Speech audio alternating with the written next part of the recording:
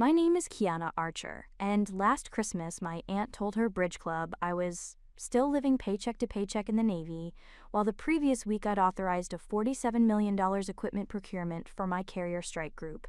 The cognitive dissonance would have been amusing if it weren't so exhausting. I was 43 years old, a Navy captain with 21 years of service, and my family had no idea who I actually was. Not really. They knew I was in the Navy. That much was unavoidable, but they thought I was some sort of mid-level administrator, pushing papers somewhere forgettable, collecting a modest government salary, and living a modest government life. They had no idea I commanded a guided missile destroyer. They had no idea I'd spent 3 years as the executive officer on an aircraft carrier. They had no idea that my modest government salary came with hazardous duty pay, sea pay, and a dozen other allowances that pushed my annual compensation well into 6 figures. They had no idea I'd been saving and investing aggressively since I was 25, building a portfolio that would make their financial advisors weep with envy. But most of all, they had no idea that I was good at what I did, exceptionally good. The kind of good that gets you early promotions and classified assignments and rooms full of admirals asking for your opinion. To them, I was just Kiana. Poor Kiana. Struggling Kiana, the family disappointment who'd chosen a life of service over a life of success. My Aunt Brittany was the worst of them. She was my mother's younger sister, and she'd spent her entire life in competition with my mother, and by extension, with me. When my mother had been alive, she'd at least kept Brittany's jealousy in check, but Mom had died 4 years ago, suddenly and too young, from a stroke at 61. And without her there to mediate, Brittany's resentment toward me had metastasized into something toxic. The thing about Brittany was that she'd married well. Her husband, Richard, owned a chain of car dealerships across Connecticut and Rhode Island. They lived in a McMansion in Fairfield County, drove matching Range Rovers, and spent their winters in Boca Raton. Brittany had never worked a day in her life, but she wore her husband's wealth-like armor, using it to establish dominance in every family interaction. And she'd decided years ago that I was her perfect foil, the responsible one, the serious one. The one who'd chosen duty over dollars and would therefore spend her life struggling while Brittany luxuriated. Except I wasn't struggling, not even close. But I'd learned early on that correcting her assumptions only made things worse. So I'd stopped trying. I let her believe whatever she wanted to believe. It was easier that way. The trouble started 3 months ago, in late August, when my cousin Meehan called me during a rare weekend I had off. Kiana, we need to talk about the house. The house. Our family's old country property in Vermont, a rambling Victorian farmhouse on 47 acres that had been in our family for 3 generations. My grandparents had bought it in the 1960s as a summer retreat. My mother and Brittany had spent their childhoods there. I'd spent countless summers there as a kid, running through the woods and swimming in the pond and reading in the hammock on the wraparound porch. My grandmother had left it to my mother and Brittany jointly when she died. And when my mother died, her half had been divided between me and Mean, my mother's daughter from her first marriage, my half-sister, though we'd never used the half designation. Which meant the property was now owned by 3 people, me, Mean, and Brittany, a recipe for disaster. What about the house? I asked carefully. Aunt Brittany wants to sell it. I felt my stomach sink. Why? She says it's too expensive to maintain. The roof needs work, the septic system is failing, the whole place needs updating. She says it doesn't make sense to keep pouring money into it when none of us use it anymore. I use it, I said. I was just there in July. For 2 days. Kiana, be realistic. You're deployed half the year. I live in Seattle with 3 kids under 10. Aunt Brittany stopped going years ago. The place is just sitting there, deteriorating. So we fix it up. We invest in the repairs. With what money? Kiana, I know you're doing your best, but you can't afford a major renovation on a Navy salary, and I certainly can't. Jack and I are barely keeping up with the mortgage as it is. Aunt Brittany is willing to cover everything if we sell. There it was, the implicit assumption that I was broke, that I was living hand to mouth, unable to contribute meaningfully to family expenses. I can afford it, I said quietly. Sweetie, you don't have to pretend. I know military pay isn't great. There's no shame in it. You serve your country, and that's noble, but it doesn't pay the bills. Aunt Brittany understands that. She's not judging you. The hell she wasn't. When is she planning to sell? I asked. Soon. She's already talked to a real estate agent. Apparently there's a developer interested in the land. They want to subdivide it, build luxury homes. She thinks we can get close to $800,000 for it. $800,000 split 3 ways. Roughly $265,000 each, minus taxes and fees. A nice chunk of money, but nothing that would change anyone's life. Certainly not mine. And if I don't want to sell? Meehan sighed. Kiana, be reasonable. You can't afford to buy us out. And you can't maintain the property on your own. This is the smart move. We all get some money, and we're free of the burden. I wanted to argue. I wanted to tell her that I could absolutely afford to buy them out, that I had more than enough liquid assets to purchase their shares outright and still have money left over, but I knew how it would sound. Defensive, delusional, poor Kiana, pretending she had resources she didn't have. So instead I said, let me think about it. Don't think too long. Aunt Brittany wants to move quickly. Of course she did. I spent the next week turning the problem over in my mind. The house meant something to me. It was the last tangible connection I had to my mother, to my grandparents, to the version of my family that had existed before everything got complicated. Losing it felt like losing them all over again. But more than that, I was tired. Tired of being underestimated, tired of being patronized, tired of watching Brittany use her husband's money as a weapon, while simultaneously pitying me for my meager government salary. And I realized I didn't have to let this happen. I had options, resources, power that they didn't know I possessed. I could buy the house, outright. Today, if I wanted to, I had investment accounts, stock portfolios, a retirement fund that I'd been aggressively contributing to for 2 decades. I'd been frugal, strategic, planning for a future that my family couldn't even imagine. But if I just wrote a check, it wouldn't mean anything. They'd find a way to dismiss it. Lucky investment. Borrowed money. They'd find a way to maintain their narrative. No. If I was going to do this, I was going to do it right. I was going to make sure they understood exactly what they'd been wrong about. The next call came 2 weeks later. Brittany this time, not Meehan. Kiana, darling, Meehan told me she spoke with you about the house. She did. And I hope you understand why this is the best decision for everyone. The place is falling apart, and none of us has the time or resources to properly care for it. Better to sell while we can still get a good price. I'd like to keep it, I said. Oh, sweetie, I know you would. It has sentimental value, I understand that. But sentiment doesn't pay for a new roof or a septic system. These things are expensive, and you're already stretched thin. I don't want you to overextend yourself trying to hold on to something that's become a financial burden. I can handle it. Kiana. Her voice took on that particular tone of condescending sympathy that I'd come to loathe. I know you're proud. It's one of your best qualities. But there's no shame in accepting reality. Your salary is what it is. You've chosen a noble path, but it's not a lucrative one. Let me and Richard handle this. We'll make sure you get your share. You can use the money to, take a nice vacation. Buy yourself something special. You deserve that. I don't want the money. I want the house. Then buy out our shares, if you can. The challenge in her voice was unmistakable. She knew I couldn't. Or she thought she knew. How much? I asked. Well, the property is worth about $800,000. So my third would be approximately $265,000, and Meehan's would be the same. Call it $530,000 total. Plus, of course, you'd need to cover the immediate repairs. Probably another $150,000 or so. Can you afford $680,000, Kiana?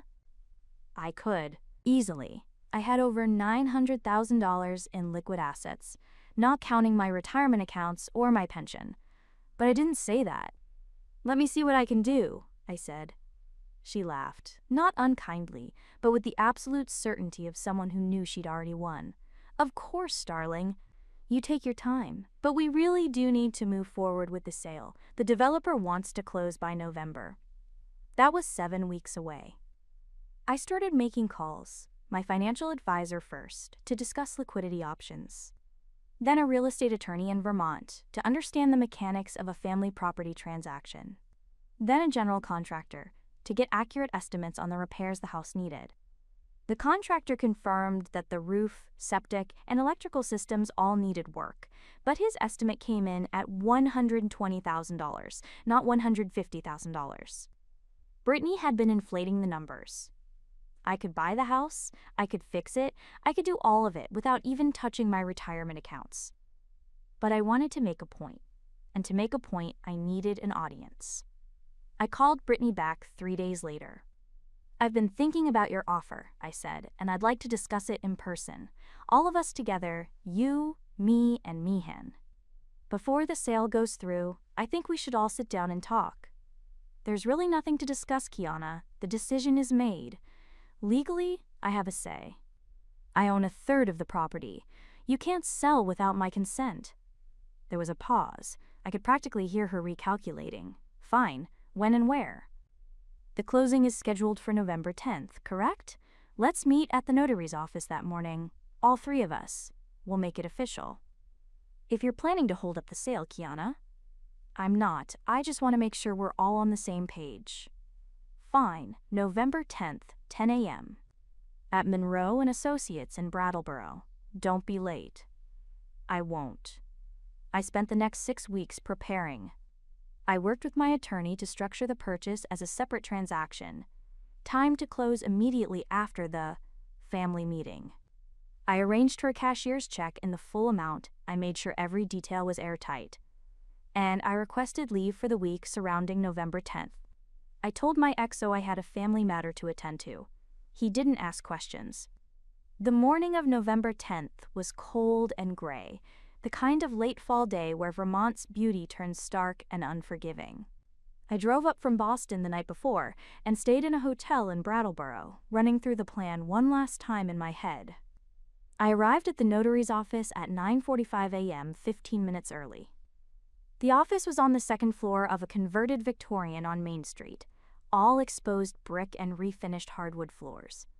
Very Vermont. Mean was already there, looking exhausted.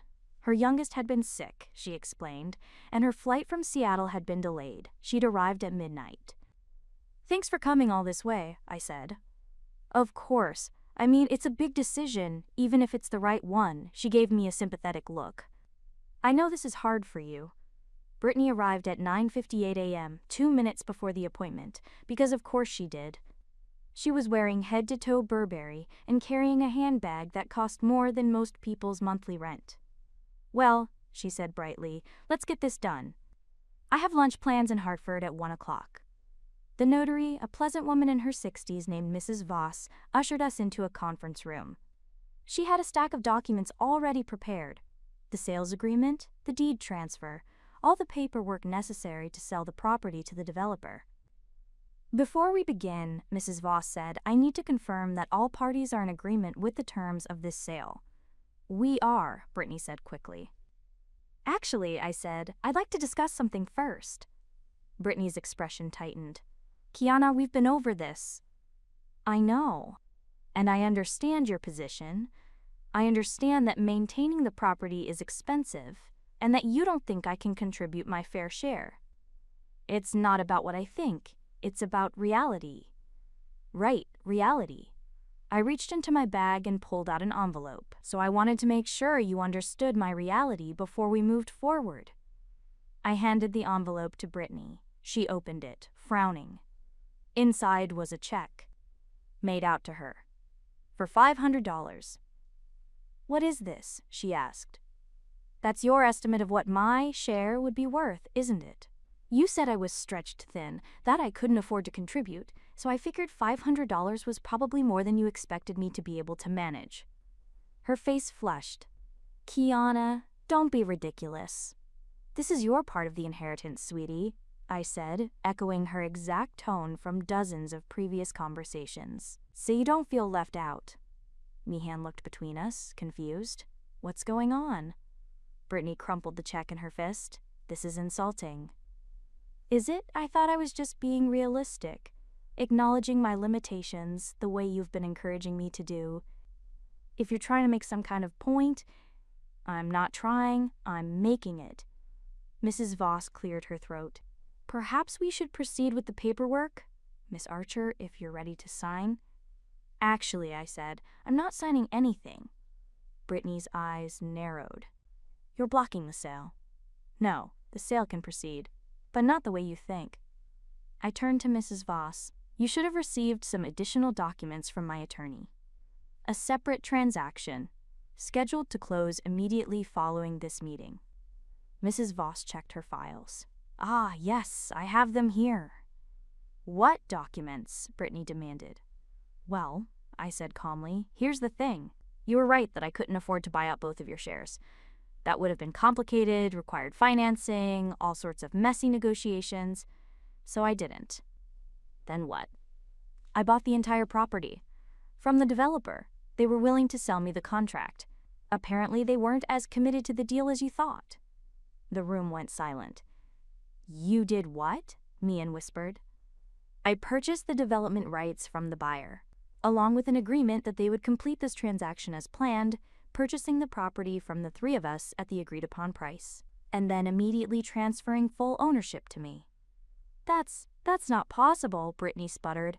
That would cost $850,000. Yes, plus closing costs and legal fees. Call it $900,000 all in.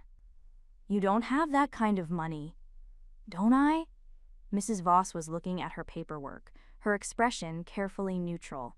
Miss Archer's attorney has provided all the necessary documentation. The funds have been verified. The transaction can proceed as planned. Brittany stood up so fast her chair nearly tipped over.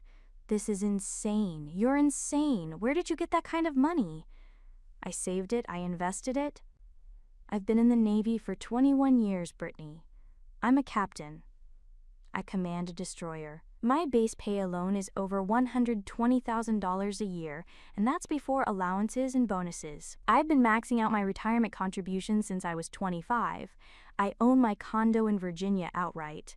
I have a portfolio worth over $1 million. Did you really think I was living paycheck to paycheck? But you never said. You never asked. You just assumed. Mihan was staring at me like she'd never seen me before. You're a captain? Yes. Like commanding a ship? Yes. And you've been, she gestured vaguely, this whole time. This whole time. Mrs. Voss cleared her throat again. Shall we proceed with the signing? The buyer, excuse me, Miss Archer, is ready to close. Brittany opened her mouth, closed it, opened it again. You manipulated us. No, I let you underestimate me. There's a difference. You let us think you were broke. I never said I was broke. You said that. Repeatedly. I just stopped correcting you. Why? Because it was easier than arguing. Because I was tired. Because I had better things to do than justify my career choices to people who'd already decided I was a failure. We never said you didn't have to. The silence that followed was suffocating. I could see Brittany's mind working, trying to find an angle, a way to reframe this that didn't end with her being completely, utterly wrong. Finally, she turned back to Mrs. Voss. This is still a valid sale, though. We're still getting our shares. Yes, Mrs. Voss confirmed. Miss Archer is purchasing the property through the existing contract. You and Miss Mayan Pritchard will receive your portions as agreed. Approximately $265,000 each. Fine. Brittany's voice was tight. Let's just get this over with. We signed the papers in silence. Mian's hand was shaking. Brittany's signature was an angry slash across the page. When it was done, Mrs. Voss collected the documents and offered us each a copy of the deed. Congratulations on your purchase, Captain Archer. The title hung in the air. Captain Archer. Not Kiana, not Sweetie. Captain? Brittany grabbed her bag and stood. I need to go. Wait, I said. She stopped, not looking at me.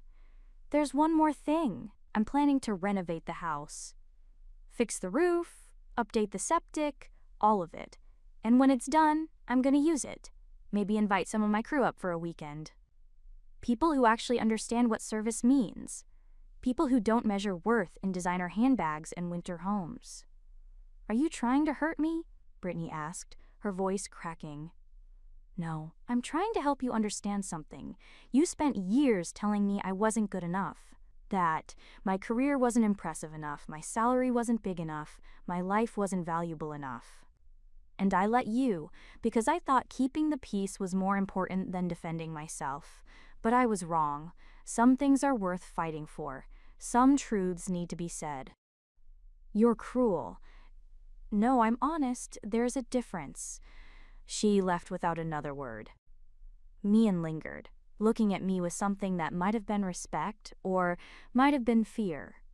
I didn't know, she said softly, about any of it. Your rank, your salary, you really never told us. Would you have believed me if I had? She thought about it. Probably not. Then there's your answer. For what it's worth, I'm sorry, for assuming, for not asking. Thank you. Will you really use the house? Every chance I get. She nodded slowly. Good. Mom would have liked that. After she left, I sat alone in the conference room with Mrs. Voss, who was organizing her files with the efficient movements of someone who'd seen her share of family drama. That was quite a morning, she said diplomatically. It was overdue. May I ask you something, Captain? Of course. Why did you do it this way? You could have just bought them out directly, avoided all the theater. I thought about it. Because they needed to see it, needed to understand, in a room with a witness, exactly how wrong they'd been. Words wouldn't have been enough. They'd have found a way to dismiss them. But this, I gestured to the stack of legal documents, this is undeniable. And the check for $500? I smiled. That was petty, but it felt good. She laughed. I admire your restraint. A lot of people in your position would have been far less gracious. I'm not gracious. I'm tired. There's a difference. I stood to leave, gathering my copies of the paperwork. The house was mine, all mine. The place where my mother had taught me to swim, where my grandmother had showed me how to make pie crust, where I'd spent countless summer evenings reading on the porch as the sun set over the mountains. It was mine. And I'd earned it, not through inheritance or luck or marriage, but through decades of hard work and careful planning and a career that people like Brittany would never understand or value. As I walked out of the notary's office into the cold November morning, I felt something I hadn't felt in a long time. Pride. Not in what I'd done to my family, that was necessary, not enjoyable, but pride in myself, in the life I'd built, the person I'd become. I was Captain Kiana Archer. I commanded a warship. I had served my country with distinction for 21 years. I had built a fortune through discipline and strategy. I had earned every rank, every promotion, every achievement, and I no longer needed anyone's permission to acknowledge that. Later, at the notary's office, Brittany was furious. "What do you mean, can't sell?" she shouted at the notary. Mrs. Voss looked at me, her expression carefully composed. "Actually, there's a small complication," she said, addressing my aunt. "A new owner has emerged. He has bought out the entire property." She handed my aunt a folder. "Here are his terms. He is offering you the option to stay, as tenants." My aunt opened the folder. My name was on the first page. The color drained from her face. Her hand trembled. The folder slipped from her fingers and fell to the polished wood floor with a sound like a